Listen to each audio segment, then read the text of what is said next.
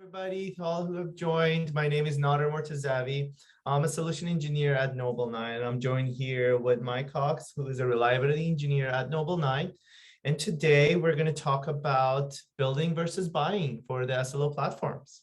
So I know time is a very important thing for you all, so I just want to make sure that you're all in the right place. So this talk is designed for the folks that they understand what SLOs are. So you are in the middle of your SLO adoption journey, so you already have done a lot of research to understand that SLO is a very, very important thing for your business. But now you're rolling out this SLO for your teams, for different technologies, and really in that stage that you're trying to figure out where to go next. So now you're looking into standardizing your SLO experience and making sure that everybody across your organizations can adopt into this. So the first and most important question that comes in at this stage is that, well, should you allocate resources within your internal team to build a solution that works for you, or you should go out and look at SLO's platform solutions such as Noble9 to see if that is a better solution for you.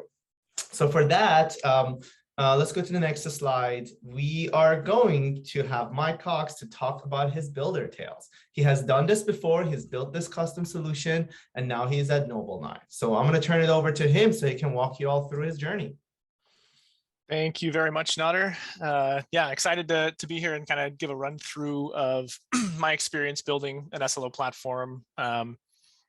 It was a very fun experience. There's a lot of learnings involved there, but yeah, I mean, we'll get into the meat of it soon. I do want to say that we're also excited to hear what questions folks have as we go through the presentation or the demo later. So if you've got questions or there's something specific that you want to dive deep on, throw it in the chat, and we'll try to answer it as soon as we can right after the whole presentation's done. Quick intro for me. As Nader said, my name is Mike, and I work in reliability engineering here at Noble9. I've been building and operating software for over 10 years, and with anything that's landed in production, there's always been unexpected misbehavior or performance incidents, and that has led me to have a strong dislike of getting paged. And I think that is a little bit of an odd quality to see in a reliability engineer, but it's really helped me focus a lot of my passions around observability and monitoring. And over the last few years, SLOs just, I mean, you're here, so you probably know this already, but yeah, they just feel like that next stage for us to really be tying telemetry for our customer experience all the way to our operational load. And any framework that can help those of us operating software get paged a little bit less while also helping our customers get better experience just feels like a win-win to me. So it's a dream I've been chasing since I came across them. Quick jump into story time. Back in the day, I was on a team that was charged with improving reliability across everything, across all of our software. And this was not a huge company, but pretty decently sized. We had hundreds of engineers, and we had a culture of innovation. There was not, we had levels of standardization, we had golden path approaches, but generally we liked our engineers to use the tool that was right for the job so that we could get our customers the best experiences they deserved. And that meant a lot of challenge with going out and just improving reliability. We didn't have a ton of places where we could just drop in and provide useful advice, instrument a few things, and then jump out. The team that I was on, this monitoring team, we realized pretty quickly that to get really useful value out of something like this, sort of this center of excellence approach, it was really expensive to get up to speed on the software, the technology, the processes, the tooling, the language that all these different teams were using. And so by the time we got up to speed and were really able to provide some useful guidance and recommendations, the costs had started to outweigh the value. And that's when we started looking into more standardized ways to do this. And we came across SLOs. And that was a game changer for us. I think seeing this platform or this framework again, that promised to standardize the way that performance data was discussed, measured, promised to make it a common vocabulary, not just across engineers, but across product teams and leadership. It sounded like the dream fix for everything we were trying to do. And so we tried to jump in, with both feet. We got some adoption pretty quickly from teams internally. And this was kind of due to the circumstance of where we'd been previously. We were in the middle of a migration from monolith into services, and we'd had a few high visibility production incidents that were adding a lot of fuel to the fire for making this reliability work critical. It was part of the reason that we were charged with this new project. And it meant that the engineers that were building the software were excited, and they were really keen to do something new that would help make their lives better as operators and make the software more predictable and more reliable. Because we were just seeing too many surprises at the time, and we knew we needed to fix. And so that was really useful in that we gained some early adopters. We gained some internal champions to help put together SLOs, to help start trying to beta test this change, because it is a cultural change. It's a big adoption shift. And we put together SLOs for these, what we call sort of critical workflows, and put them into wiki pages. We tried to put together documents, SLO documents that described the architecture, that described sort of what the workflow is based on and how measurements from different points in that workflow would make for the best SLIs. And then we tried to even embed like iframes into these wiki pages to showcase SLO performance at a glance. And that was kind of when we hit our first road bump. We realized we needed something more because, as I mentioned, the teams were pretty diverse in technology set. And even among engineers, the tooling was not consistent for what performance data might be stored in. Some teams might use our internal metric stack. Other teams were heavily reliant on our APM tooling. Other teams really just had their performance data in logs. And trying to throw all three of those into these wiki pages just it didn't make for a good experience. And a lot of times it didn't make for easy communication, because these teams that might be dependent on each other's services had to now go learn the tools that the other team was used to using to really grok what this little iframe was showcasing, to really understand the differences in things like retention policy for that tool, or the way the data was aggregated or sampled. And that, again, is just kind of a bit of a blocker for us, in that we really wanted SLOs to be this standardized, uniform way to describe everything, to have conversations and prioritize new technology or new feature work against tech debt. And it was just not a scenario that was really going to work out with this iframe scenario. So we realized we started to put together the pieces that we might need to build something that unifies this a bit. And we got feedback early on from our leadership that this wasn't just a normal tool that we were used to building. We'd built a lot of internal platforms and tools for evaluating unit test results or generating database keys or something like that. But all of these were meant for engineers, really just a lot of times infrastructure engineers. And this new thing, this new platform that we were starting to try to put the pieces around, needed to work for product managers, and our customer success team and our leadership team needed to see this at a glance view, this first pane of glass understanding for product health across all features. And in some ways, we were working backwards from a hope that this would be a status page that would be visible to our customers, so we could showcase very specific features and they would be able to know exactly what's up and what wasn't, what was burning through error budget and what wasn't. And that was a very different style of interface than we were used to building. So we started looking around at what other folks have been doing. There weren't really any buy solutions on the market. This was a few years ago, and the market's matured a lot since then, which I love. But you know, at the time, the only other options for sort of buy were essentially extending our existing observability tools. And that for us meant piping all of our data from logs and metrics and events into something else, and really converting all of our logs into metrics, or converting all of our events into metrics, or metrics into events or logs. And that also didn't really feel right for us. We wanted something that would be able to talk to all of our observability systems and just get the data that was needed without having to deal with high cardinality issues in metrics or low retention issues in logs and events.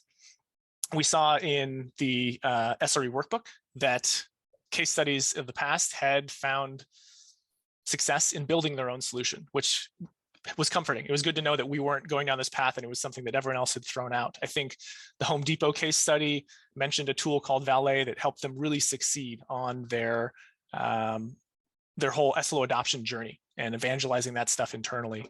And that was, again, very comforting. It was good to know that, okay, if we do this right, we can really start to shift the way that reliability is handled at our company. And we proposed that up the chain and got an approval. As I mentioned, we had some incidents recently, so reliability was top of mind for a lot of folks, but it came with caveats. And the first one was that everyone was fixing things. We didn't have additional headcount we could bring in for this, and we didn't have additional engineers we could pull in from other teams. We had the team that we had already, our existing monitor team, 4 engineers. And we also had a short timeline. The reliability incidents we were experiencing were stuff we wanted to resolve soon. It didn't mean a year from now we'd have SLOs, and then a few months after that we'd start fixing things. Like, we wanted to move quickly, and that meant a short timeline. But we did have a ton of support. I think we got really, really lucky. Our manager was breaking down roadblocks for us left and right, and we got support from the design side, which was amazing. I think we knew that we were having trouble putting together the right UI or describing the right interface or interactions or workflows that folks outside the engineering org would need. And we were able to get dedicated support from the design side that really changed the game for us as far as what we built. But I feel like that was luck. And kind of as I mentioned, we also had a lot of support from other engineers that were keen on making things better. So we did have our pick of the litter when it came to early adopters or customer interviews, internal customer interviews, to get feedback and make sure we were working in the right direction. And that's not always going to be the case. I think especially if your SLO journey is early and you don't have that reliability sort of incident recently that's driving a lot of this shift, it might be a little harder to build that up. So I think we were really lucky to have that out of the gate. And what we built worked pretty well. We were able to pull data from our observability systems. We were able to normalize it in a standard sort of SLO-friendly format that could present an alert on it. And we were able to do it in a way that was human-friendly, that was meant for, again, changing the conversation or influencing these conversations around reliability to make it that first launching pad for discussions around prioritizing tech debt against new feature work. And I think that was exactly what we wanted to have happen. And it was successful in both good and bad ways. We onboarded our first 100 SLOs really fast, and they didn't show any sign of slowing down. 100 became 150, became 200. And we started to realize that this thing needed to scale. With all that adoption came feature requests. Folks saw all this data together that they hadn't seen before. These ability to compare, the reliability of certain workflows to others, or the ability to look at reliability or performance across a team or across a feature. And folks said, well, if you know that all these things are tied to the same feature, can you show me the dependency graph between these different pieces or these different SLOs? And we're like, yeah, we could totally do that. That's something we could build. Folks wanted more deployment awareness or annotation, the ability to add contextual information to their SLO data to see when certain trends started to downturn, if that was related to a known maybe EC2 issue or a known issue with a different library that was published and something that had to get managed. And we didn't want to lose that context, as we moved forward. And we could totally build that too. We also got really, really good feedback from some teams where we had assumed that people were measuring performance in the observability tooling that we rolled out, that folks were using logs, metrics, and traces and spans. But not everyone was. A lot of teams were actually working backwards all the way from the business decisions. They were using their performance data from Google Analytics, from how many successful sessions there were to determine whether their features were working as expected, or from Tableau all the way through the end of the funnel to determine whether their conversions were as high as they expected them to be. And so then they wanted support for those data sources. It wasn't just observability tools, it was the tools that the product team used to showcase to product whether things were working the way that they should be. And that made total sense. That was awesome to hear. And we could totally build that. It became obvious that this wasn't just a platform for, again, internal use for just engineers, but it was something that could change the game in the way that we looked at this data across our entire company. It was a huge lever that put data side by side that wasn't there before, and gave us the ability to kind of normalize it, to do the same things on any feature that we would, without having to go instrument a ton of new telemetry in Kafka workflows versus front-end workflows versus mobile workflows. Like, we could add a new alert and it would just work for everyone. And that was awesome. But the rub was that we weren't an SLO platform team. We were a monitoring team. And all of this value add that was sitting there on the table was hard, became something we had to prioritize against everything else. The reliability work that sort of drove this whole initiative, in doing so, sidelined other work that we had to do that was incredibly important. Our metrics solution, bless it, was working so much harder than it was ever intended to. It was doing millions of active time series per second, more than it should have been doing. And we knew we needed to migrate it. We knew it was an operational risk for us, but we hadn't had the time. And that was something that we really needed to do if we wanted to protect ourselves operationally. Our log stack was launched a few years before, and it was working well, and it had pretty good service protection, but we were changing our whole architecture. We were going from a monolithic service into microservices. So we had tons of new indices to account for. We had a much wider variety of logs, way more risk for people leaving a debug flag on. We had quota management that we needed to enable. And that was now work that wasn't doing this SLO platform work. We had folks that were in dire need of open telemetry style tracing, right? Folks saw this shift into services and realized, hey, we need more telemetry that goes across services, across technologies, and we need to go do the evaluation for that. And with any monitoring team, there's always the work that's sort of this consistent amount of education and advocacy work that's needed. We believed, and I still believe, that it was critical that the company made data-informed decisions constantly. And to do that, we had to have measurement be a core part of the DNA for any feature we were building out. And to do that, we needed to teach people how to use the tools easily, how to reduce friction there, how to make it some of the telemetry available by default, and adding custom telemetry very easy, very simple. And that took work. And so we kind of came into that brutal truth of prioritization. We had this infinite backlog of things we could add to the SLO platform, but we couldn't really prioritize it. We could afford to put about half an engineer on it, sort of continuously, because we did have other things we needed to clean up. You know, we made this really rapid push that honestly was a bunch of collections of sprints. I wouldn't want to live through that exact moment again, but when we got it out the door, we barely did. So there was cleanup that needed to be done. There was some tech debt already in this platform that needed to be handled. We had little UX improvements to make, some onboarding support, and that was more than enough for the engineer, the half an engineer, to sort of take up their allotted time for this. And that's kind of where we needed to leave it for a while. We had all these other projects we needed to get to. And so we just had to put a quick pause on this SLO platform. We knew, again, that there was so much more value we could extract from this setup, so many more things that people, even outside the team, saw that they could get with this data. We just had to do other work for a little while. Now, fast forward to SLOconf 2021. And for the folks that are familiar, this is the first SLO conference. It was sponsored by Noble 9. For me, this was a huge game changer because we'd built this tool out, this SLO platform, and we had read, you know, the blog posts and the SRE book, and Alex Hidalgo's book had come out. But we really hadn't been able to have a ton of conversations about it. In the Slack communities that we were a part of, there was sort of the off conversation here and there about SLOs.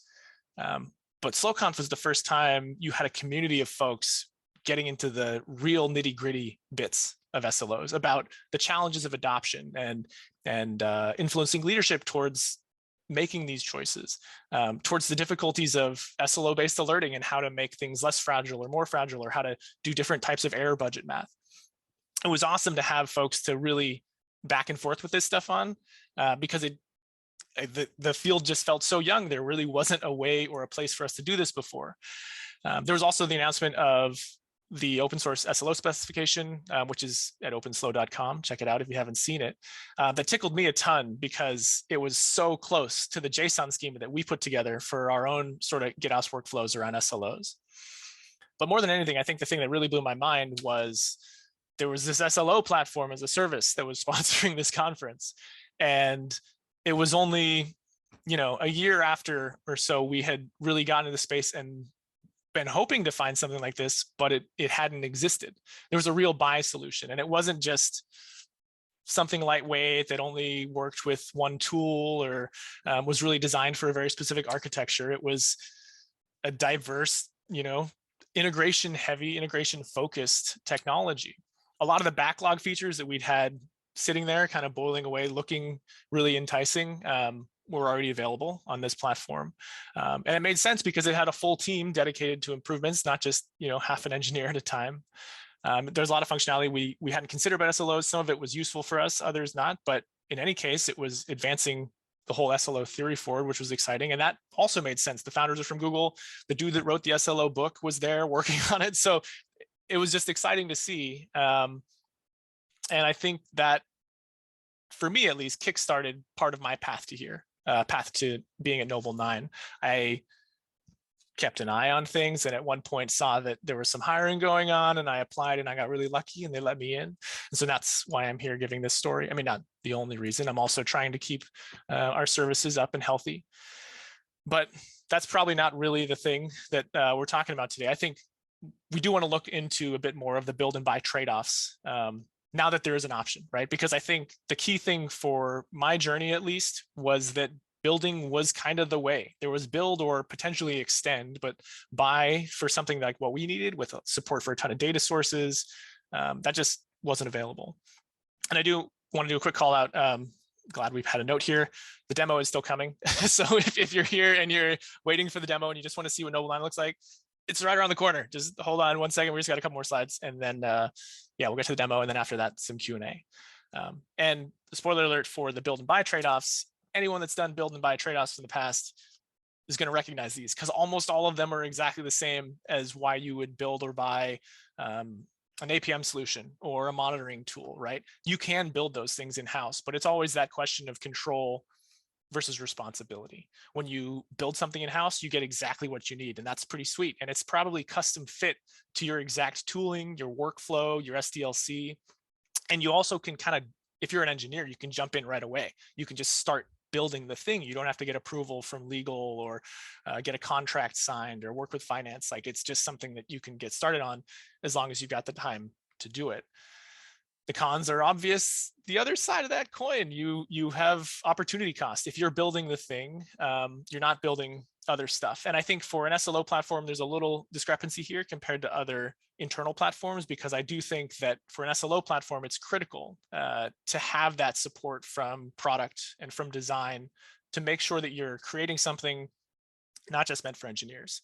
When this is supposed to revolutionize the way that you're discussing reliability and kind of make that universal platform for people to understand and visualize and talk about this stuff and negotiate, it needs to be built with those user personas in mind. So that's just a little bit of a shift from regular internal platforms, in my experience, at least. There's also the con of limited subject matter expertise. I was really, really excited to dive deep into SLOs and learn as much as I possibly could, but that's not necessarily what everybody wants to do with their time. Again, if it helps me get paid less, I will put as much time as I possibly can into it, but it's something that needs to be built up, and it's not free. And then any internal platform has a community of one. You can get a lot of insight from other folks' designs or talk about high-level functionality with teams outside of your company. But at the end of the day, the product itself and the usability of it, the documentation for it, the tutorials, the advocacy and onboarding, all of that is kind of carnival cash. It works at your company, but it's not going to be so useful outside of it. So that's another one of those trade-offs. And buy is not, always the perfect golden solution either. There's cons there. There'll be features that are launched that you don't want or don't care about. And that might be stuff that's more annoying because you're less control of the timelines, right? You do, in my experience, at least, anytime I'm working with a vendor, there's almost always a way to influence the roadmap. So for an SLO platform or any build versus buy decision, I'd definitely recommend researching that heavily while you're going through a POC or talking to sales folks. Like, figure out what that looks like, how you could influence the timeline or get something onto the roadmap. But it's one of those things that it's not fully under your control. So that's, definitely a con. The cost model can seem pretty linear compared to something that's built. If you're building a solution, the hope is that you put in this huge upfront investment, and over time, the scale reduces costs. I think in my experience, again, I do think that most vendors will give you bulk discounts as you get into larger and larger scales. But when you're first doing the evaluation, when you're first doing your research, it's easy to start off with an assumption of a linear cost model.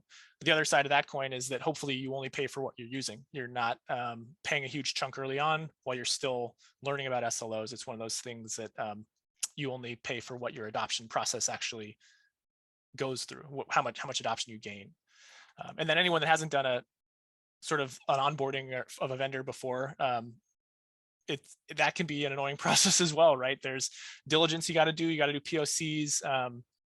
There's the whole review process with your finance team and with your legal team, maybe your security teams. And if you don't have a template for that, it can be quite challenging. Again, in my experience, at least, I think that most vendors have a template for that, a roadmap that can make that a lot easier so that you can follow step by step. But either way, if you haven't done it, it's not as fun as just sitting down and building software.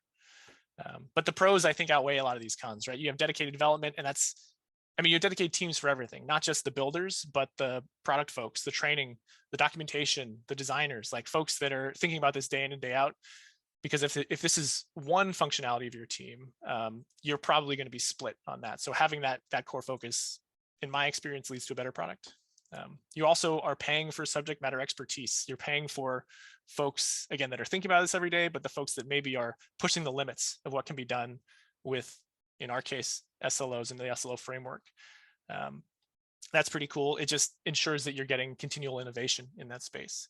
You're also paying for limited operational overhead, limited support overhead. You're not paying to have more on-call work, hopefully. You're paying to have less. And that's, in my experience, very nice thing to have. And the one I always forget, at least, is that if you're paying for something, you're paying for it to be usable immediately. You're not waiting 3 months or 6 months or a year, however long it takes to get approval and headcount to build something out and launch it and start getting adoption. It's something that hopefully you can start playing with out of the gate to determine if it's the right fit for you and your organization. Again, these are probably not rocket science. It's probably not brand new stuff for anyone that's done this builder by trade-off consideration before. I generally lean towards buy, and obviously that I have a Noble 9 t-shirt on. I'm, I work at Noble 9, so take that with a grain of salt. But I think a lot of us probably do the same. We're not generally trying to think about building our own hardware in a colo. We're not generally trying to think about building our own monitoring tools or user analytics tools. And I think that a few years ago, that you didn't have that choice with SLOs and SLO platforms, but we're getting to that stage now where the market's matured and we do have this option. So I think it's at the very least worth the diligence to try to dive into it and make sure it makes sense for your company and for your decision to figure out if it's the right fit. If you're going to get enough value out of either approach, either build or buy, to move forward with SLOs. But yeah, and I think that's the last slide for me. Is that right? It is. So I think that is time to hand it off to Nader. Awesome. Well, thank you so much. I'm going to steal this screen share from you. Please do. Awesome. Awesome. Well, thank you so much, Mike. That was an amazing presentation. And as we promised, it's about time to jump into the demo. So for today's demo, this is our agenda. I'm not gonna do a full platform demo. First of all, that takes definitely more than an hour. And I want to point out right off the bat, if you all are interested in a full platform demo after seeing this, I'm more than happy to schedule some times and walk you through it. You can reach out to me, nader@noble9.com, and we can get in more details. But for today, we're going to talk about Noble 9's integrations and how scalable our platform is. Then we're just going to dive into the SLO platform landing page and show how easy it is for you all to use it and how it can easily be adopted by both technical and non-technical folks. Then we're going to focus on some of the enterprise features that we have within our platform, and then talk about the SLO as a code. And lastly, I have some resources for you all that that you can use that I'm going to point out, and yeah, and we'll go from there. So Noble 9's integrations. As one of the major things that Mike pointed out, it's like, as you scale your solutions, there's going to be a lot of more needs, because I have worked in the monitoring space for about 5 years now, and I have seen customers that are using anything between 2 or 3 to like up to 20 different monitoring tools. And it's really hard to put all of that data together. But when there is a dedicated SLO platform like Noble 9, we're gathering a lot of data from multiple different data sources, and we can send that data out and export it out. And we have a number of different integrations with alerting platforms as well. So as you adopt new tools and maybe decide to do a shift from one monitoring solution to the other one, then there's no further work required because we already support a number of data sources in that sense. And as I scroll down, you can see the list of all of them over here. We have anything from major cloud providers such as AWS and Google to major monitoring solutions, Datadog, New Relic, Dynatrace, name whichever one you want. And then and this list is ever growing because we have a dedicated team of engineers that they work days in and out to create new integrations and data sources or anything that our customers need. And we have a few of them just being released in this quarter as well. So if you're interested, just reach out to us, let us know. We're more than happy to talk to you about the sources that you need. So once you got all of these integrations in, and then you get your data in Noble9, then you get to create SLOs. Very simple way of creating SLOs. We have two different ways. We're going to get into them in a little bit, but it's a very simple view to look at. Each one of these boxes that you see are just one SLO, and you can have one target or multiple targets for the same SLOs as well. Again, it's so customizable for however your needs are. But the most important thing here is that it's a very simple view. You have technical developers all the way to leaderships, to maybe your customer supports or whoever that is not necessarily that much technical. They can easily take a look at these view and then get very important information right off the bat. So let's take a look at one of these. We got this admin portal DNS. And just by looking at this, I see I got two targets. One is set for 95%, one is set for 98%. On the left, you can see the reliability burnout, which is basically how my SLO is doing in this 1 day timeline that I defined for it. The 95% data line shows here, and we can see we just had a really small dip here and then we recovered back up. So as of now, I got 59 minutes, which is 82% of my error budgets remaining, but I'm not currently burning any burning any of my error budget. That's why I'm doing great. This SLO is doing great. But on the contrast, on the right side, as our 95 became 98%, then you see the metrics that we're receiving is just dipped below. So that resulted in us spending our entire error budgets and going a little bit negative on that side as well. So that is an SLO that needs, that is a part of the SLO that needs your attention. So it's pretty simple. Just by one look, you can really understand what's going on with your SLOs and make very strategic decisions based on those as well. One major things I want to point out is that it's a very easy and customizable and interactable platform here, because you can search for anything, any strings you want. You want to look at a service, a project, or an SLO, you can simply just write that down there and then immediately get to that point. But we also offer labels, because we understand companies can have, as Mike said, like they went from 100 to 200 and so on. So this number could very dramatically increase. That's why we offer the ability of tagging each one of these SLOs with whatever label as you want. So you can simply just filter them based on types of SLO or whatever label that you have decided yourself. You could also narrow down to the projects. If you're just only caring about the backend projects, great. You can just drop that tag and then just only look at the SLOs that are part of the backend projects. As the number of the SLOs gets larger, as the number of users that are using the platform gets larger, then there's security risk, because there's a lot of large organizations that they just don't want to expose everything to everyone. That's why one of the major security features that we added is role-based access. So looking at our documentations, and that's something also, that's another thing that Mike mentioned, like having a documentations for a platform is very, very important. That's where you can find all of the information about our platform. Spoiler alert, we have a new documentation site that is being released this quarter, so keep an eye. It's going to be a little bit prettier, but the informations are as valuable. So this role-based access is one of the top features that we have, which basically allows you to narrow down the view or the admin ability to different folks. So if you just want to have some people looking at a certain project, you can just assign them that project, and maybe they can only view, they can't have any admin access, and so on. We got a number of these We got a number of these roles available, and I encourage you all to go and take a look at them on our documentations, along with many other features that we offer in Noble 9 as well.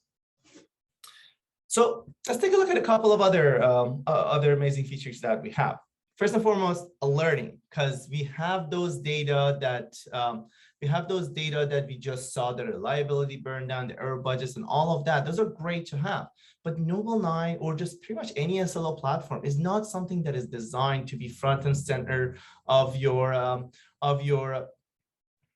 a day-to-day working. This is not a monitoring solution. We don't want you to just drop in, Noble 9 in a TV and look at it every day to see how your chart is doing. That's why alerting comes in very, very handy, and it's very important. So there are 3 different ways that you can get alerted on. First, error budget would be exhausted. And that's a really interesting calculations, because this is something that is a very, it's a really proactive way of looking at your SLOs, because we can look at the conditions that is happening right now. And if this condition lasts for X amount of minutes, hours, or days, then within the certain amount of times, you're going to be exhausted your error budget. So that's something that you can look at. The second one, which is my favorite, which is a simple number. How much error budgets you have left? So when you look at these strategic conversations that happens within engineering, products, your leaderships, and once everybody decides on a number for the SLO, that everybody is really making decisions based on that, then having an alert like this or having informations around error budget comes in very important. Because imagine that you're trying to release a feature and you get towards and then you look at your SLO and say, hey, this SLO is going to get resetted by the end of the month. But right now we only got 5% left.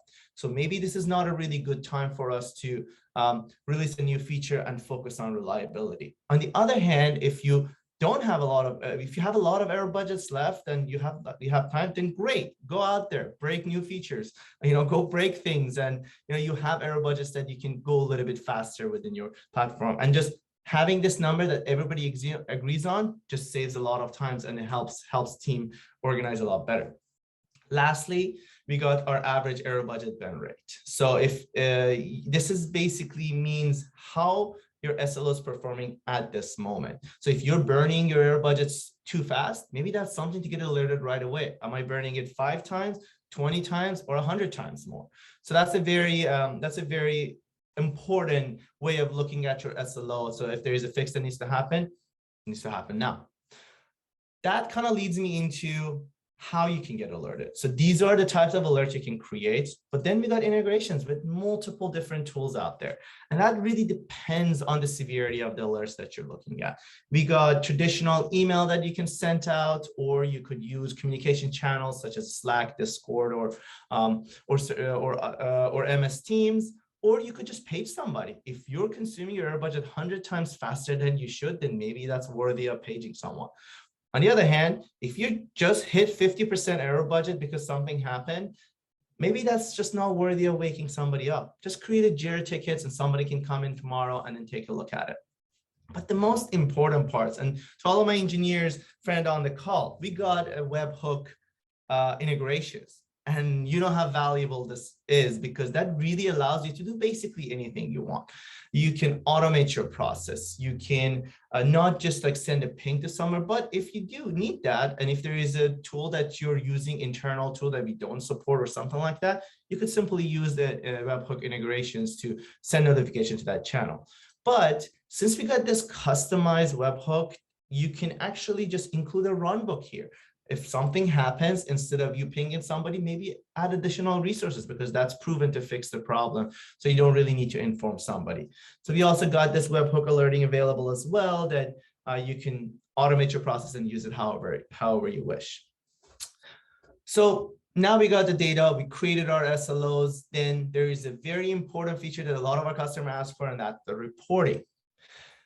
Noble 9, when we capture your data, by default, we restore them and retain them for 13 months. And we do that for a reason, because we understand a lot of times you need to do this comparison. How was I doing last quarter in comparison to this quarter? So that's why you got that ability to look at your data throughout that time, and you can create reports for number of SLOs, maybe just the projects, maybe just a label, whatever you wish, up to a year ago, for comparison reasons, or you can just look at a weekly performance and see how you are doing in that sense as well. There's a number of other features that are a part of the Noble9 platform, but that kind of goes back. We're not doing a full-on demo. If you're interested, please feel free to reach out to us. We're more than happy to go to much more details and to do a personalized demo for you. So now I want to talk about one of my favorite things about Noble9, and that's SLOconf. So we have the websites and you can interact with the UI and create your SLOs that way. But we also offer this API-driven binary SLO cuddle that can interact with your account as well. There's a lot of different tasks that you can do, but that all narrows down to we give you the ability to use a YAML format to create services and SLOs. And that comes in really handy because we have customers that, using a different service and they just want to have the same series of SLO being applied to a different services that they just created. So that's why they can just grab the YAML file, make some changes, maybe rename a couple of things, and then push that entire YAML file, and then now they have a lot of different new SLOs that are created for a new service, which kind of drives me into creating GitOps workflow, because you can include Noble9s into a part of your CI/CD pipeline and then have it as part of your workflow. Then once any deployment that goes through and there are some different SLOs that needs to be created for that, you could simply do that by using our SLO cuddle binary and interacting with your accounts that way. And I want to point out that this all was inspired by the OpenSLO, and OpenSLO is an amazing community that I encourage you all that are interested in SLO to join. There's a Slack channel, and there's a number of folks that are very knowledgeable about SLOs. Some folks that have already built their SLO solution, a custom solution a couple of years ago, and now they're talking about how they're using it, or people that are just getting into this space and trying to really talk about the new use cases that are coming in. So I encourage you all to join the Slack channels, and there's a website for that as well. And this is kind of like Noble9's contributions to the open source community as well, that you can leverage this informations. Last but not least, we got our SLOconf monthly. I'm wearing the t-shirts. We have this community of SLOconf that we meet every month, and we have different speakers. And as you can see, the next one's coming up at January 6th. You can easily scan this barcode, which is the way that we do things now, and it's just going to pop you up in the meetup page where you can sign up and be a part of this community. We also have a Slack channel for SLOconf community, and again, there's a lot of intellectual folks there that are having very interesting communications about use cases and conversations, and I'll encourage you all to join as well.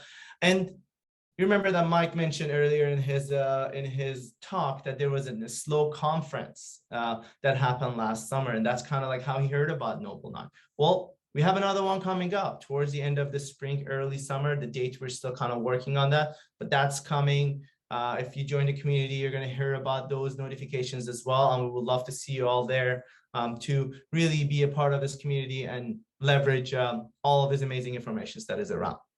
So now we're going to move into the Q&A. And I'm going to just kind of like take a look and see what are available. I'm going to put this back on just in case that you all want to ask, scan it. Let me bring up the question. So this is a very common question that comes up a lot of times, especially when I talk to my customers. They're just saying, hey, look, well, I already have a monitoring solutions. Why do I need an SLO platform? And why can't I just use the same monitoring solutions that I have to create SLOs? Yeah, I mean, I definitely have heard that question before. Generally, I wouldn't say that you can't. It's completely reasonable, to me at least, to start your SLO journey with the existing monitoring tools you've got. The first ones that we put together were just Grafana on top of Graphite, and those worked really well. I think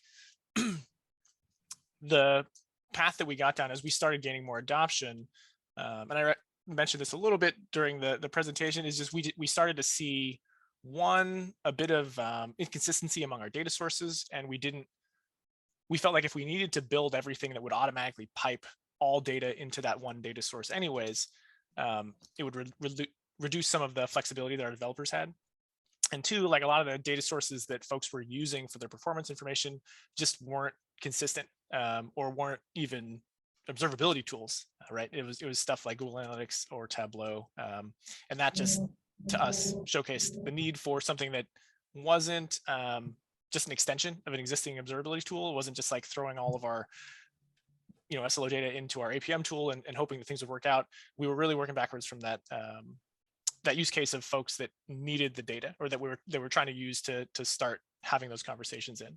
And that comes into like licensing and stuff as well, when you're looking at like, do you really want to give all of your customer success teams and product teams access to your logging system? And maybe you do, but it depends on, like, you might have security restrictions there, you might have license issues there.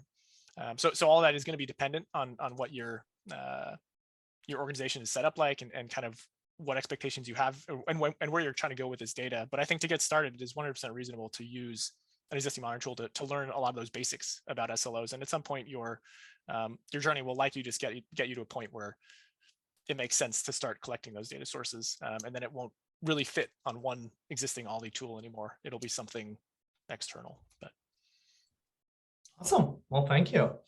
We got a question from Mohammed Razai that asks, do you have an experience with SLORM integration, SLURM? I have not heard of SLURM. Neither have I. We can definitely, we can definitely reach out to you on an email later on, and maybe we can just ask within our internal teams to see if anybody has experience with that. Or yeah, I mean, I'd love to know more, but yeah, I haven't personally. Is that an SLO tool or something else? Yeah, you can maybe give us a little more information. Oh. Yeah, please share a link. Always looking for more tools that are in this space.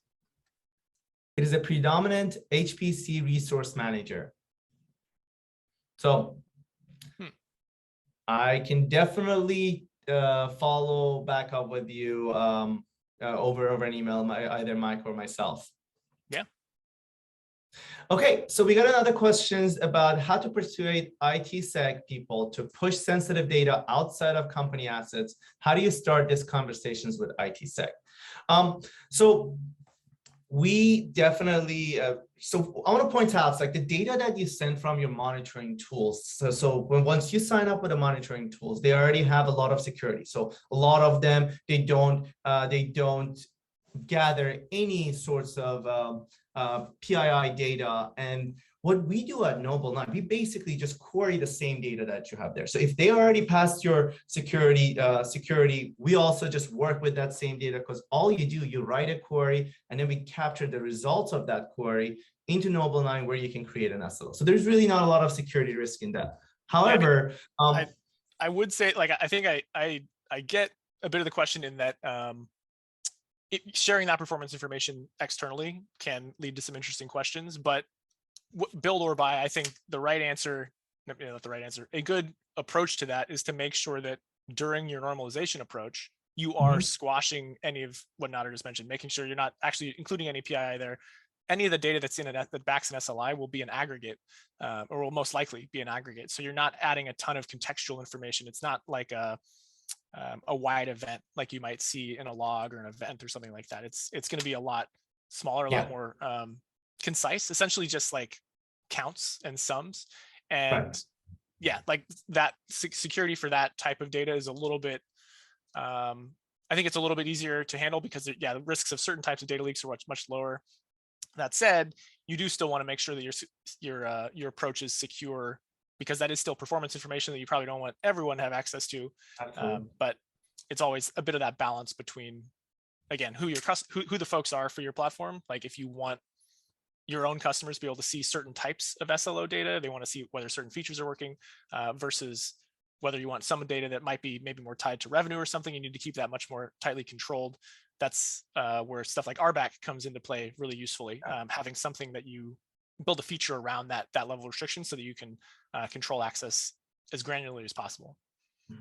And to help you start this conversation with your ITsec, I want to point out that we have a full-on team of sales folks here I'm myself a sales engineer and a solutions engineer, and I have two other counterparts here as well. I'm more than happy to join and start that conversation and answer any questions that they have. And we're more than happy to fill out any assessments questionnaires and schedule meetings and bring our security team for further questions. So we're definitely here to help and answer any of those questions that may come up. Awesome, Mohammed, we got your information. We'll make sure that we reach out to you with more details.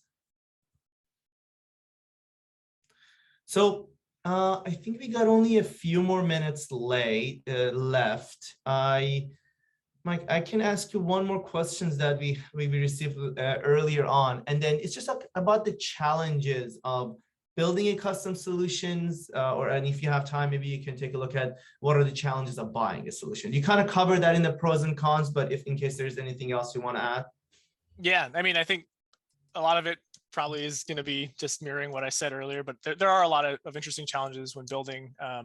Resourcing is always a tricky one just because you have to get engineers to do it and product support and design support, and that can just take a little time. It's more of it's not so much of a technical challenge as like one of those socio-technical challenges. But on the technical challenge side, in my like one of the ones that I think it's worth putting the extra time and effort into to dodge the pitfall is protecting the systems that underlie whatever's sending the data to your SLO platform. Because by default, like this is another one of those gotchas. If you end up building on top of an existing observability system, if it's, let's say, like a self-hosted log stack or something like that, it's going to add more load to those systems. And if you're kind of naive in the implementation, you end up just like allowing for, by default, all these alerts to query back on the standard rolling window of 28 days. That's like it ends up being a lot of data. And sometimes you don't even necessarily have that much in your indices to look back on. So it can add a lot of load if you don't optimize those queries early on to make sure that when you're sending this information out, you're looking at shorter time windows.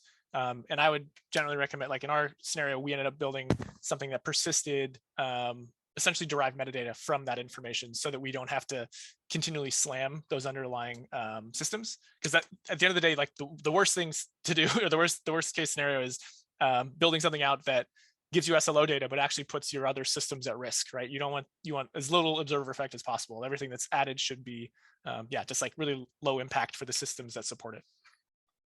Awesome. Well, thank you so much, Mike. It seems like we don't have any other questions that are coming in. The recording is going to be, oh wait, there's one more. How do you find a sweet spot in SLO's quantity, not adding too much or too few? How to handle people to add SLO for everything?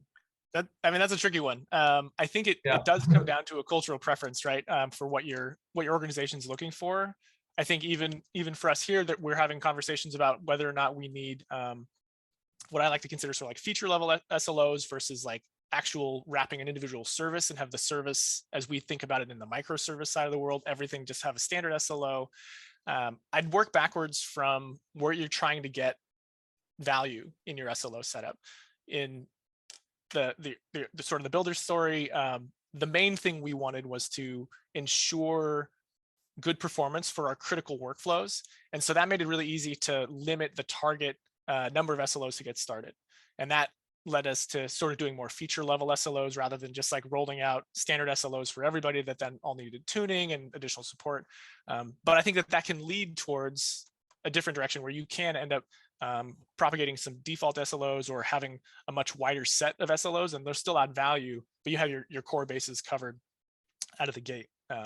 I don't know if that fully answers the questions, but I think to me, the balance is working backwards from your business critical information, right? Like if you have specific things you want to get out of the solution, if that's a wide breadth, then focus on a solution that gives you that breadth of SLO application. If you're really focused on getting some core workflows fully covered and really understanding those in depth, then lean towards that, and that'll, hopefully guide some of those decisions. I want to just point out a couple of things here. So Thomas, for this purpose, it's a really good idea to join SLO community if you're not already. There are a number of folks that are very informative about these type of questions.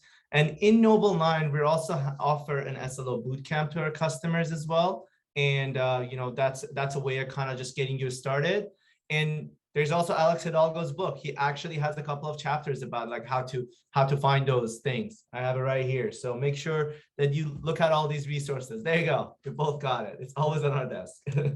I learned pretty much a lot of things about this book. So it really dives deep into how to choose a correct SLI, what is a good SLO targets to have, and how really to look at it. So there's a lot of good information there as well.